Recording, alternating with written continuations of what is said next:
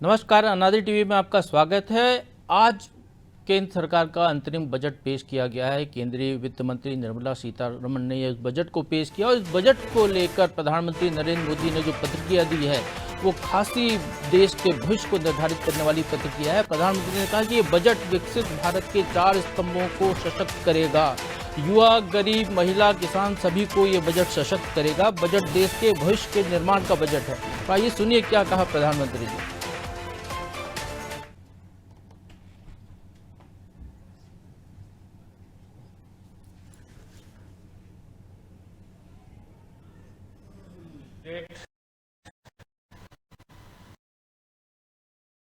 Interim budget तो है ही, लेकिन ये बजट इंक्लूसिव और इनोवेटिव बजट है।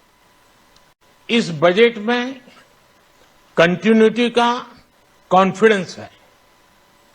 ये बजट विकसित भारत के 4 स्तंभ युवा, गरीब, महिला और किसान सभी को एम्पावर करेगा। निर्मला जी का ये बजट देश के भविष्य के निर्माण का बजट है। इस बजट में 2047 के विकसित भारत की नींव को मजबूत करने की गारंटी है। मैं निर्मला जी और उनकी टीम को बहुत बहुत बधाई देता हूं। तो चलिए इस अंतरिम बजट पर चर्चा के लिए हमारे साथ जुड़ रहे हैं बीजेपी के प्रवक्ता धर्मेंद्र शर्मा जो कांग्रेस से हैं, और बीजेपी से हमारे साथ जुड़ रहे हैं प्रेम व्यास जी। तो स्वागत है आपका हमारे साथ इस चर्चा में, प्रेम जी आपका और धर्मेंद्र शर्मा जी। प्रेम जी, देखें तो 2014 से केंद्र में आपकी सरकार चल रही है और ये जो है निर्मला सीतारमण जी का 6वां बजट है जो कि अंतरिम बजट आया है। आम आदमी जो कि मध्यम वर्ग है खासकर, उसके लिए इसमें कुछ दिख नहीं रहा है। अंतरिम बजट था, आप चुनाव में जा रहे हैं, भारतीय जनता पार्टी चुनाव में जा रही है। बजट में कोई ऐसी लोक लुभावन घोषणा नहीं दिख रही है जो एक बड़े वर्ग को अपनी तरफ जोड़ खींच सके। तो क्या सिर्फ राम नाम की वैतरणी आपको पार करा देगी लोकसभा चुनाव में, या ये बजट में कुछ और होना चाहिए था? पूर्व के बजट थे वे भी सर्वांगीण विकास को प्रेरित थे, चाहे वे किसी भी वर्ग का हो। गरीब वर्ग के लिए भी उसमें योजनाएं थी, मध्यम वर्ग के लिए भी थी और जो एक उच्च वर्ग के लिए थी वो भी थी, और उन योजनाओं से लाभ भी हुआ है। आप ग्रामीण अंचल से अगर हम प्रारंभ करेंगे तो ग्रामीण अंचलों में भवनों का निर्माण हुआ है, शौचालयों का निर्माण हुआ है, उज्ज्वला के माध्यम से कनेक्शन दिए गए हैं। ग्रामीण जो सड़कें बनी है वह है लगभग 11 करोड़ शौचालय बने हैं। उसके बाद जनधन खाते से समूचे भारत से 48 करोड़ लोगों को जोड़ा गया है जो डिजिटलाइजेशन के माध्यम से आज भी कार्य कर रहे हैं। और अगर समूचे भारत के परिवेश में बात करेंगे तो सर्वांगीण विकास के साथ में भारत विकास के पथ पर अग्रसर है, और ये हमारा आंतरिक बजट ही होता है जो फ्यूचरिस्टिक इंडिया को डेवलपमेंट में आगे ले जाएगा। चाहे वो रूरल डेवलपमेंट की बात हो, शहर के डेवलपमेंट की बात हो या फ्यूचर की बात हो। और अभी पिछले टैक्स स्लैब में कुछ चीजों की सुविधा दी थी और उसको थोड़ा सा बढ़ा दिया गया। दूसरा जो घरों की स्थिति है, पूर्व में ग्रामीण अंचल में लगभग 70% जो योजना थी वो ग्रामीण अंचलों में भवन निर्माण हुआ है, और अभी मध्यम वर्गीय के लिए सबसे प्रमुख जो होता है वो घर होता है। और उस घरों के माध्यम से अब मध्यम वर्गीयों को भी अपने घरों के लिए बहुत सस्ते दामों पर कर्ज भी दिया जाएगा और अंकित करके महत्वपूर्ण उनको मदद भी दी जाएगी। और दूसरा, टैक्स स्लैब में 7 लाख तक पहुंचा दिया गया है। आप देखेंगे पिछले कई वर्षों में 34 से 35 लाख नए टैक्स जो प्रेम जी, युवाओं की भी बात की गई है। प्रधानमंत्री जो अपना जो प्रतिक्रिया दी है उसमें जो उन्होंने कोर सेक्टर में युवाओं को भी रखा है, लेकिन बड़ी बात यह है युवाओं के रोजगार को लेकर इस अंतरिम बजट में कोई ऐसी चीज नहीं दिख रही कि देश का वो युवा वर्ग जिसने 2014 में आपकी सरकार को इतना बहुमत के साथ सर आंख के ऊपर बैठाया था, 2019 में जिसने आपका साथ दिया था, उस युवा वर्ग के पास आपको देने के लिए अभी इस बजट में कुछ नहीं दिख रहा है। युवा बजट के नाम पर हमने स्किल्स इंडिया पूर्व से चला चुके, और स्किल इंडिया का जो बजट था आवंटन हुआ था उसके तहत 1.4 करोड़ युवाओं को प्रशिक्षित किया गया। 54 लाख युवाओं ने प्रशिक्षित होने के पश्चात में लोन लिया बैंक के माध्यम से, और आज वे इस परिस्थिति में कि वे दूसरे युवाओं को रोजगार दे रहे हैं। शिक्षा की अगर बात करेंगे तो नई 300 से ज्यादा नई यूनिवर्सिटियां खोली है, जिसमें शिक्षा का स्तर सुधारा गया है, और 2020 में नई शिक्षा नीति लेकर आए थे, जिस शिक्षा नीति का प्रचार और प्रसार पूर्व में किया था, और उसके तहत अब जो युवाओं की टीम तैयार होगी, निश्चित रूप से वे रोजगार उन्मुख होगी। वह निकलते से स्किल्स के माध्यम से भी और शिक्षा के माध्यम से भी। और उसी में मैं एक और चीज जोड़ना चाहूंगा, पीएम मुद्रा। उसी समय पर पीएम मुद्रा वो भी चलती रहेगी एज इट इज। उसमें 43 करोड़ के लगभग की राशि दी गई थी, और उसमें भी जो युवा महिलाएं हैं, जो बच्चियां जो 18 वर्ष क्रॉस कर गई थी, ऐसे लगभग 30 करोड़ मुद्रा लोन दिए गए। तो निश्चित रूप से युवाओं के लिए भी था, किसानों के लिए भी था, गरीब शोषित वंचित वर्ग के लिए था, और उसी का प्रभाव है कि लगभग 25 करोड़ लोग भारत से बहुआयामी गरीबी से मुक्त हुए। और दूसरा, रक्षा से संबंधित बात भी की गई, और अभी रक्षा के बजट को बढ़ाया गया। आप अभी अगर पिछली 26 जनवरी की परेड देखेंगे तो उसमें 2 मुख्य चीजें थी। एक मुख्य बात यह थी कि उसमें 70% महिलाओं की भागीदारी हुई थी। वे थल सेना से थे, जल सेना से थे, नभ सेना, तीनों सेना से थी। और उसके बाद में जो 1500 के लगभग महिलाओं ने उसमें प्रदर्शनी जो नृत्य कार्यक्रम हुए थे उसमें भी भाग लिया। और भारत की चलिए प्रेम जी, हम आपके पास आएंगे। प्रेम जी, हम आपके पास फिर से आएंगे। हमारे साथ पूर्व वित्त मंत्री मध्य प्रदेश के राघव जी जुड़ चुके हैं, जिनको लंबा अनुभव है वित्तीय मामलों का। लगातार 10 साल तक उन्हें मध्य प्रदेश का बजट प्रस्तुत किया है। और वरिष्ठ पत्रकार रमेश शर्मा जी हमारे साथ जुड़े हैं। अब रमेश जी, आपका स्वागत है। राघव जी भाई, आपका भी बहुत बहुत स्वागत है।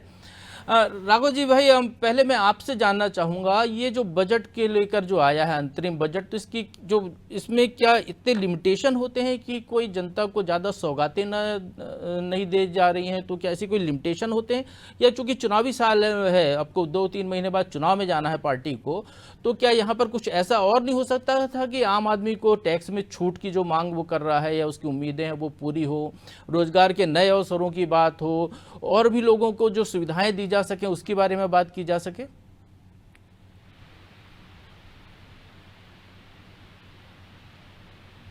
भाई जी, आवाज मिल रही है?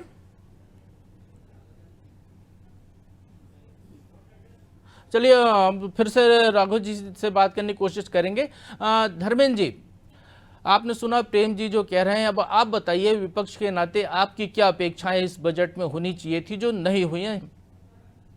देखिए, ये तो अंतरिम बजट था, इससे क्या उम्मीद लगानी थी। 10 साल से, जब से माननीय मोदी जी देश के प्रधानमंत्री बने हैं, तब से केवल और केवल भाजपा की सरकार, तो कहना गलत होगा, मोदी जी की सरकार केवल और केवल मीडिया मैनेजमेंट और इवेंट के माध्यम से देश को रंगीन ख्वाब दिखाने में व्यस्त है और झूठ और जुमले परोसने का काम कर रही है। इसके अलावा कोई नया काम इन्होंने मूल बजट में नहीं किया, तो अंतरिम बजट में क्या करते? 2014 में मोदी जी आते हैं, गाल बजाते हैं और बोलते हैं मैं 2 करोड़ युवाओं को सालाना रोजगार दूंगा।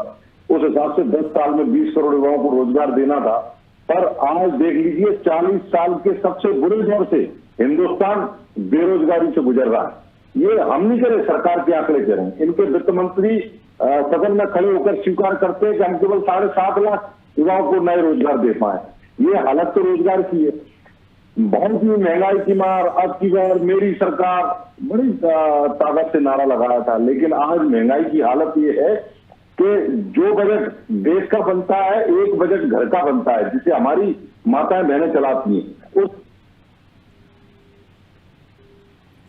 हो, सरसों का तेल हो या रसोई गैस का सिलेंडर हो, हर चीज महंगाई से परेशान है। सरसों का तेल जो 65 रुपए लीटर था, फिर भी महंगाई से परेशान है, फिर भी जनता इनके पास चुनती है इनको। धर्मेंद्र जी, मैं आपको आपके पास फिर से आऊंगा। धर्मेंद्र जी, रमेश शर्मा जी, आपसे जानना चाहूंगा कि ये बजट आपकी नजर में कैसा बजट है? सबका समावेशी बजट जो कहा जा रहा है, क्या वाकई में समावेशी बजट है ये? देखिए, मोटे तौर पर ये अंतरिम बजट है, ये पूर्ण बजट नहीं है। तो अंतरिम बजट में कोई नीति विषयक निर्णय होगा, कोई नई बात होगी, उसकी संभावनाएं बहुत कम रहती हैं। कई बार बहुत विशेष परिस्थितियां आती हैं, तभी उसमें नीति विषयक बात रहती है। इस बजट को हम ये देख सकते हैं कि वो जो उन्होंने दिए हैं, तो ज्यादातर पिछले 10 वर्षों में जो उन्होंने काम किया है उसकी प्रगति के उन्होंने उसमें आंकड़े दिए हुए हैं। दूसरा, भविष्य की बात केवल उन्होंने एक नई लाइन में आई है कि मध्यम वर्गों के लिए वो मकानों की व्यवस्था करेंगे। और दूसरा थोड़ा सा परिवर्तन जो दिख रहा है वो आर्थिक बजट में दिख रहा है, बाकी सारा का सारा मेंटेन किया गया है। तो अंतरिम बजट में बहुत ज्यादा हमको उम्मीद भी नहीं करनी चाहिए, अंतरिम बजट लगभग ऐसा ही होता है। तो मेरी दृष्टि में ये बजट ना तो इसको बहुत आलोचना का विषय ये बजट है और ना बहुत प्रशंसा का बजट है, इसमें कुछ सम बजट हमको मानना चाहिए। एक बात और मैं कहना चाहता हूं कि मोदी जी ने अपना पदभार संभालने के साथ उन्होंने एक नया मंत्र दिया था, ज्ञान का सम्मान। तो उनके ज्ञान के सम्मान में जी से गरीब था, ए से अन्नदाता था, युवा था, वाई से, और एन से नारी ने महिला। तो उन्होंने आत्मनिर्भर भारत के लिए इन 4 चीजों पर फोकस किया था। वो जो आंकड़े अभी प्रगति के आए हैं कि इतनी बहनें जो हैं वो करोड़पति लखपति बनी हैं, इतने गरीब मुक्त हुए हैं, तो कुल मिलाकर के आवास और भोजन का वो जो प्राथमिकताएं दी हैं उसके प्रगति के आंकड़े आए हुए हैं। तो बाकी नई नीति की इसमें मुझे बहुत ज्यादा संभावना नहीं दिखी। तो इसलिए मेरी दृष्टि में इसको हमको सम बजट मानना चाहिए, ना आलोचना इसकी ना प्रशंसा इसकी।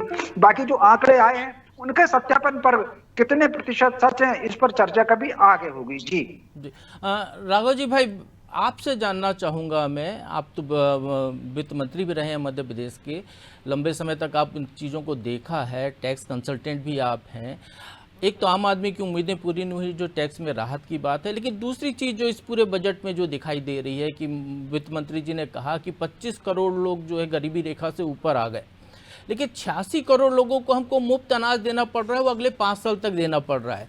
तो क्या गरीबी रेखा से ऊपर आने के जो आ चुके हैं उनको भी मुफ्त अनाज देने की ऐसी कोई बाध्यता है सरकार के पास कि उनको भी मुफ्त अनाज दिया जाए, या इसको एक्सपोर्ट करके देश के संसाधन बढ़ाए जा सकते थे?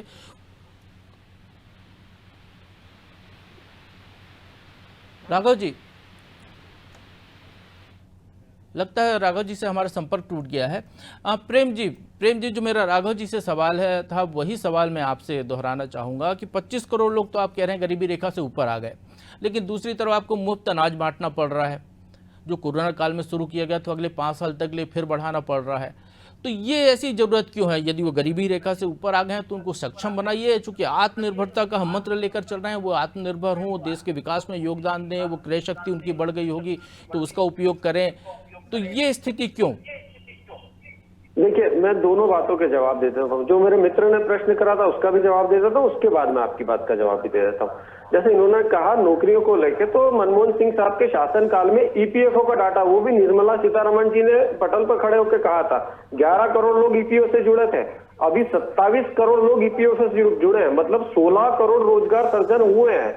ईपीएफओ देने का मतलब है कि वो व्यक्ति कमा रहा है तब तो दे पा रहा है। 75 से ज्यादा अगर एयरपोर्ट बने हैं तो रोजगारों का सर्जन हुआ है, अगर भवनों का निर्माण हुआ है तो रोजगारों का सर्जन हुआ है, शौचालयों का निर्माण हुआ है तो रोजगारों का सर्जन हुआ है, अगर एम्स का निर्माण हुआ है तो रोजगारों का सर्जन हुआ है। आईआईटी, ट्रिपल आईआईटी, एयरपोर्ट, आप उनकी संख्या देखिए और रोजगार सर्जन देखिए। दूसरा, जो कैपिटल एक्सपेंडिशन था भारत का, वो एक समय पर 3.5 करोड़ रुपया था, उसके बाद में 5.50 पे आया, उसके बाद 7.5 पे आया, और उसके बाद 10 लाख करोड़ तक हम लेके गए। जो कैपिटल एक्सपेंडिशन होता है, आप अगर डायरेक्ट, जो आपका प्रश्न था सम्माननीय का, कि आप अगर डायरेक्ट किसी को बेनिफिशियरी योजना देते हैं तो निश्चित रूप से वो 10 पैसे, 20 पैसे, 30 पैसे या 40 पैसे मार्केट में आता है। लेकिन अगर आप कैपिटल एक्सपेंडिशन के थ्रू इन्वेस्ट करते हैं तो 3.25 से 4 रुपया मार्केट में आता है। तो निश्चित रूप से इंफ्रास्ट्रक्चर और अन्य वैकल्पिक चीजों को बहुत महत्व मिलता है। दूसरा, महंगाई दर की बात अगर आपने कही,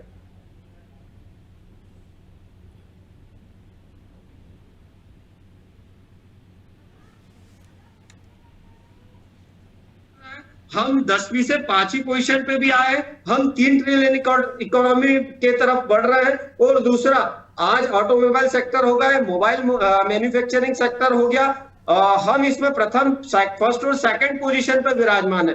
परचेसिंग पावर पैराडाइज में भी हमारी प्रेम जी, मुझे लगता है जो मेरा मूल सवाल था शायद आप उसको नहीं समझ पाए, आप वो बताना नहीं चाह रहे हैं, आपकी कोई मजबूरी होगी। मैं नहीं, मैं इसको उस पे आ जाता हूं। मैं इसको फिर समझ लेता हूं, धर्मेंद्र जी से समझ लेता हूं। मैंने पहले कहा कि जो प्रश्न आ जाए उसके जवाब दे दूं, फिर आपके प्रश्न पर आ जाता हूं। देखिए, ये तो हमने सर्वांगीण ये तो जो विकास आप बता रहे हैं ये तो हमने वित्त मंत्री जी के भाषण में सुन ही लिया, बहुत सारी चीजें आ गई हैं।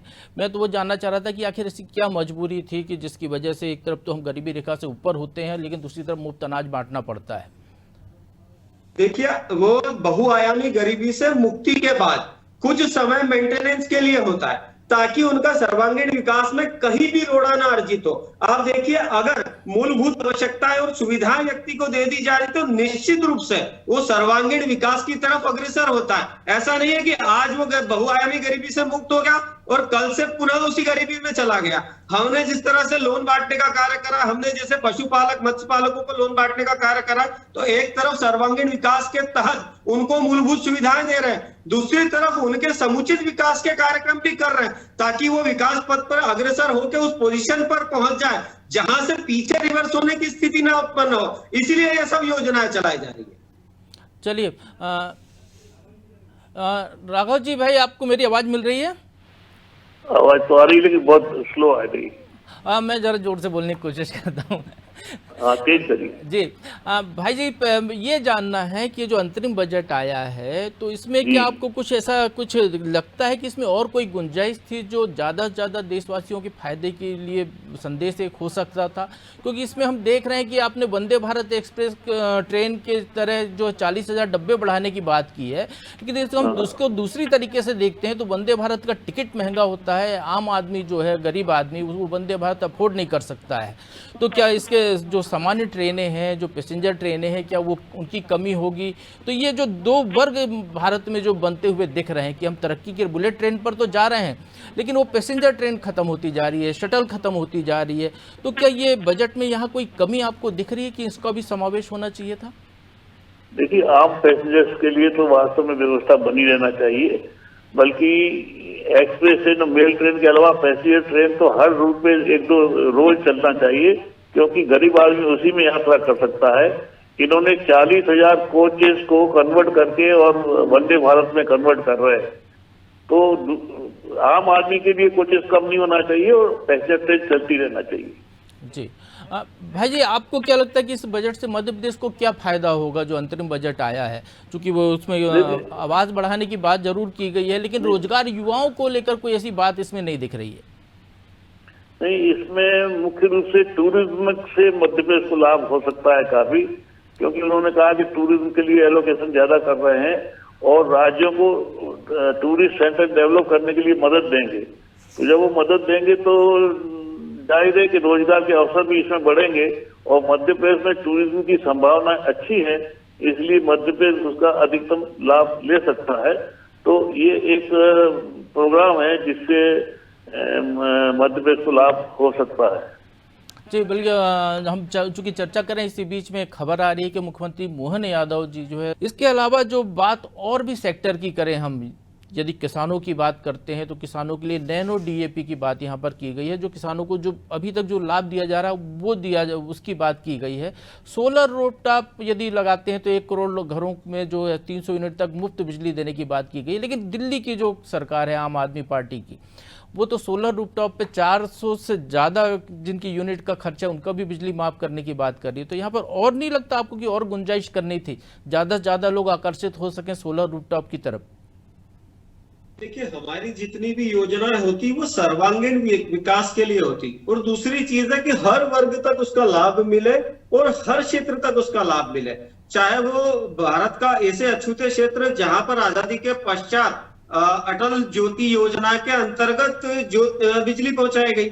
आप देखिए ना, इसीलिए जो एक समावेशी लाभ जनता को मिलता है वो सब योजनाओं का एक सामूहिक रूप से जो क्रियान्वयन होता है उसके पश्चात होता है। और जब एक योजना को वितरित करने के लिए अगर एक ब्रॉड स्पेक्ट्रम अपनाना पड़ता है तो निश्चित रूप से कहीं उसका प्रारूप छोटा या बड़ा होता है, पर उसके लाभ में आने वालों का दायरा निश्चित रूप से संकुचित होने से ज्यादा बड़ा हो जाता है। तो जितनी भी योजनाएं थी वे जनहितैषी थी। और अभी जो युवाओं से संबंधित जो आपने बात करी थी, मैंने इसीलिए आपको बताया कि हम मुद्रास्फीति में भी दे रहे हैं, हम स्किल डेवलपमेंट्स के कार्य भी कर रहे हैं, हम शिक्षा के संबंध में भी कार्य कर रहे हैं। और अभी मध्य प्रदेश में लगभग 25 मेडिकल कॉलेजेस भी बने, जिसमें अब 4000 डॉक्टर्स पर ईयर निकलेंगे।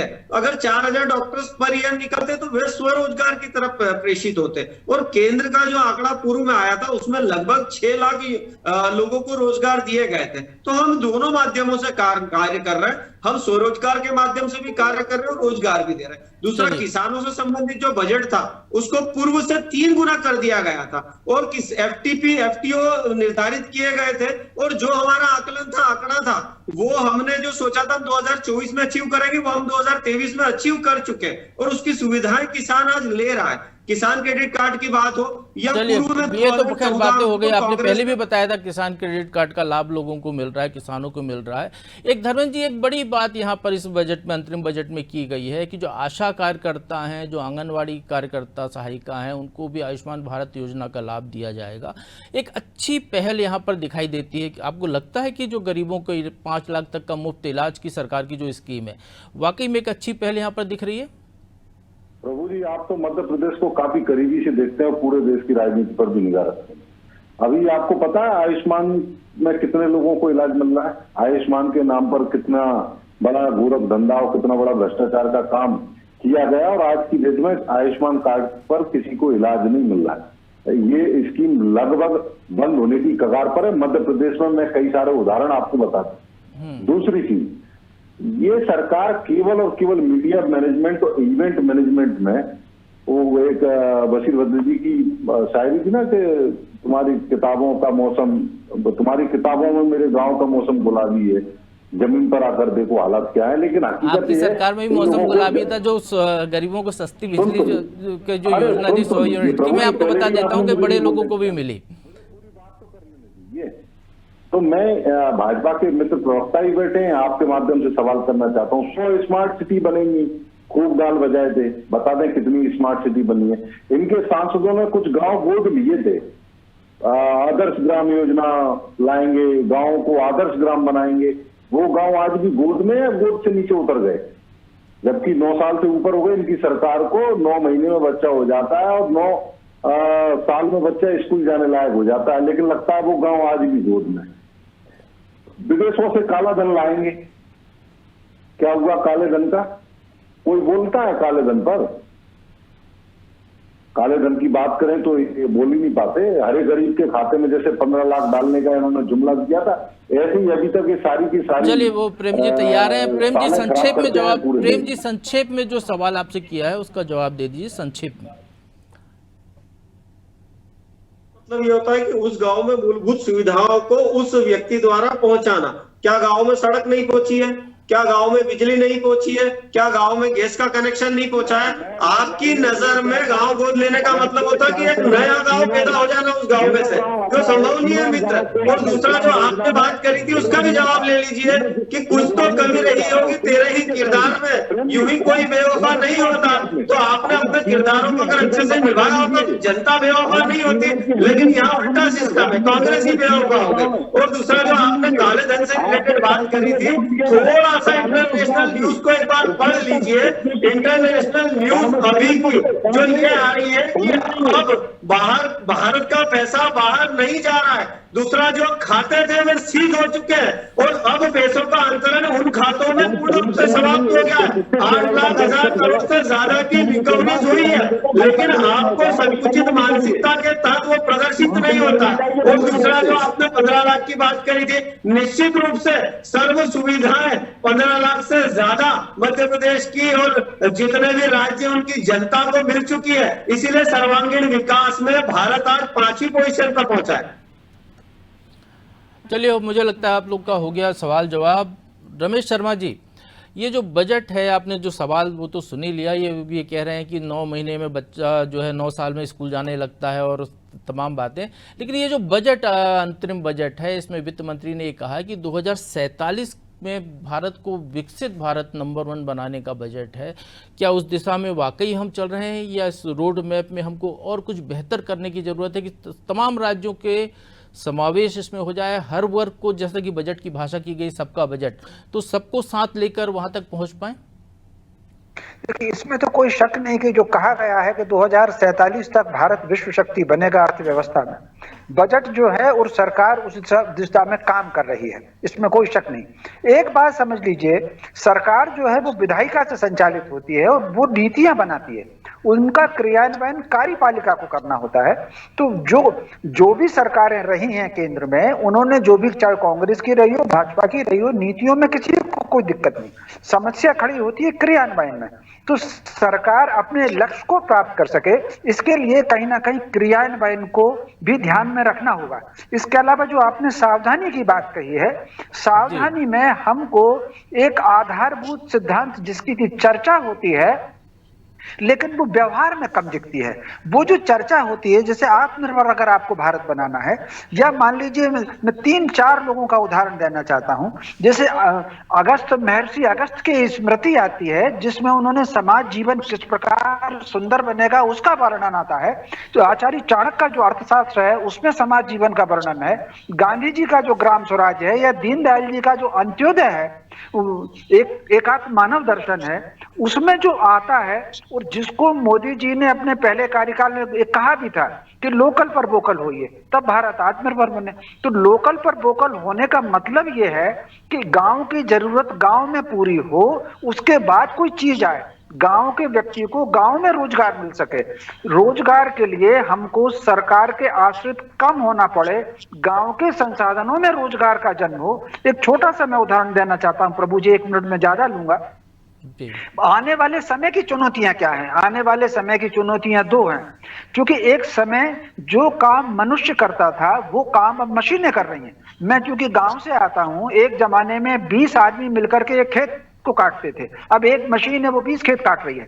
आज टीवी के एंकर हो गए हैं आर्टिफिशियल में, मनुष्य की अब एंकर की जरूरत नहीं, आर्टिफिशियल इंटेलिजेंस टीवी के एंकर है, रोबोट ऑपरेशन कर रहा है। इसका अर्थ है कि हमारे युवाओं के हाथ से रोजगार जा रहा है। अगर युवाओं के हाथ से रोजगार जा रहा है तो नीति और सिद्धांत के आधार पर इसका विकल्प क्या होगा? अब आप होटल में अगर जाएंगे तो खुद ही आप पर्ची दीजिए, खुद समोसा लीजिए, खुद डस्टबिन में डालिए, होटल के बैरे तक की नौकरी खत्म हो रही है।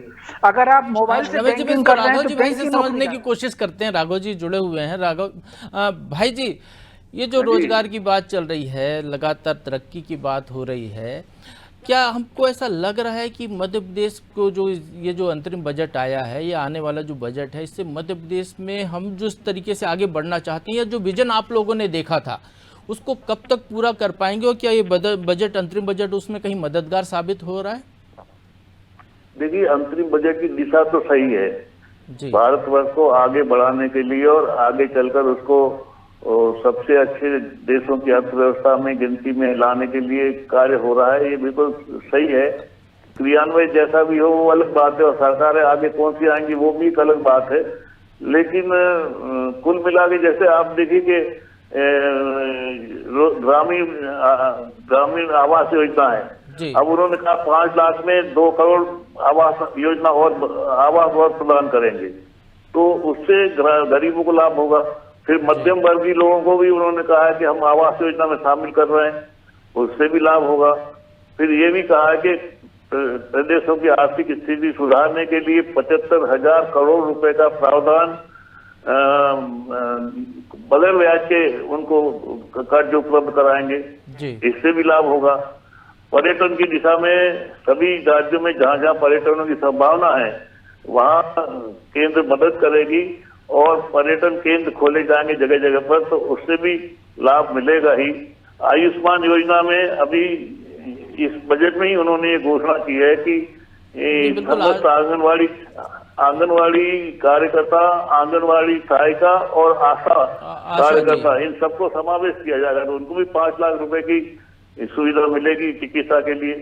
तो इस भाई जी क्या भाई जी ये माने कि ये बजट में एक फुल प्रूफ बजट है, विकास की गति देने वाला है? संक्षेप में 1 लाइन में बताइए। हाँ, संक्षेप में विकास की गति इससे प्रदान होगी, इसमें तो कोई संदेह नहीं है। बस क्रियान्वयन अच्छा होता रहे, तो मैं समझता हूँ कि दिशा सही है। जी बिल्कुल, राघव जी कह रहे हैं, वित्त मंत्री रहे हैं, कि इस बजट की दिशा सही है, बस क्रियान्वयन अच्छा होता रहे। आज की चर्चा में बस इतना ही। आप सभी लोगों का हमारे साथ जुड़ने के लिए धन्यवाद।